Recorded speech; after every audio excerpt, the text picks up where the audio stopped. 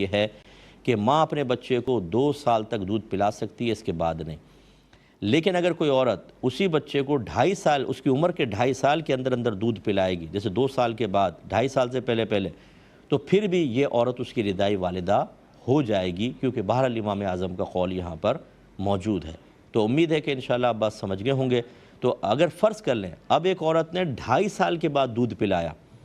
تو وہ پلانا تو ویسے گناہ تھا، لیکن اس سے رضاعت ثابت نہیں ہوگی، وہ اس کی رضائی والدہ نہیں بنے گی، یہ تھوڑا ذہن میں رکھیں۔ تو اس لیے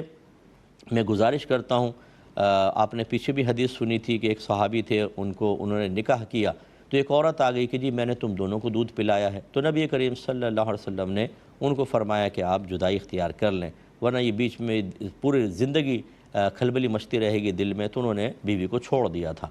تو جو ہماری بہنیں ہیں جو مجھے سن رہی ہیں، بعض اوقات ایسا ہوتا ہے کہ شادی بیاہ کی گیدرنگ ہوتی ہے، سب عورتیں جمع ہوتی ہیں، کسی ایک بہن کا مثلا بچہ رونے لگا تو دوسری بہن اس کو دودھ پلا دیتی ہے، یا چچی نے دودھ پلا دیا، یا کسی اور عورت نے، رشتہ دار نے اس کو دودھ پلا دیا، اور وہ بچہ بھی 2.5 سال سے کم مدت کا ہے۔ تو یاد رکھیں اس عورت کو چاہیے کہ یہ بتا دے کہ میں نے اس کو دودھ پلا دیا، ورنہ بعد میں بڑے مسائل پیدا ہوتے ہیں۔ بعض اوقات اسی طرح یعنی شادیاں ہو گئیں، بچے پیدا ہو گئے، اس کے بعد پتہ چلا ہے کہ وہ تو رضائی بہن ہے، یہ تو نکاح ہی جائز نہیں تھا۔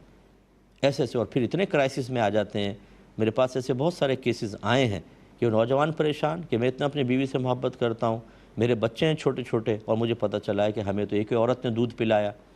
پہلے ظاہر نہیں کرتی ہیں عورتیں، بعد میں بتاتی ہیں، اس لیے ایسا ہرگز نہ کیا کریں ہماری بہنیں۔ اگر دودھ پلایا ہے فرض کر لیں تو فوراً بتائیں اور خاندان میں اس کو معروف کر دیں، تاکہ آگے چل کے رشتوں میں مسائل پیدا نہ ہوں۔ اور اسی سے پھر یہ بھی ذہن میں رکھیں کہ بعض اوقات آفر کی جاتی ہے، یہ ہاسپٹلز کے اندر بھی ہوتا ہے، کسی عورت کا اگر بچہ ضائع ہو جائے تو اس کے دودھ اترنا شروع ہو جاتا ہے، تو ہاسپٹل والے ان کو آفر کرتے ہیں کہ آپ دودھ ڈونیٹ کر دیں بچے کا، یعنی اپنا دودھ ڈونیٹ کر دیں، تاکہ اگر کسی بچے کی ماں کا وہ دودھ قبول نہیں کر رہا تو یہ دودھ پلایا جا سکے۔ یہ ہرگز مت کیجیے گا، وجہ اس کی ہے۔ اور اسی طرح ابھی بیچ میں تو ملک بینک وغیرہ بھی بننے لگ گئے تھے، کوئی چلا تھا ایک شوشہ کہ جی جو دینا چاہے دودھ دے دے تاکہ وہ استعمال کیا جا سکے۔ اگر ایسا ہو جائے گا تو پھر کس کو دودھ پلایا کس کو نہیں، کچھ پتہ نہیں ہوگا۔ 2.5 سال کی مدت میں جس کو دودھ پلایا جائے گا وہ اس عورت کا بچہ ہو جائے گا، یعنی بیٹا بن جائے گا یا بیٹی بن جائے گی۔ اس عورت کے بچے اس کے اوپر حرام ہو جائیں گے، دیگر رشتے بھی حرام ہو جائیں گے،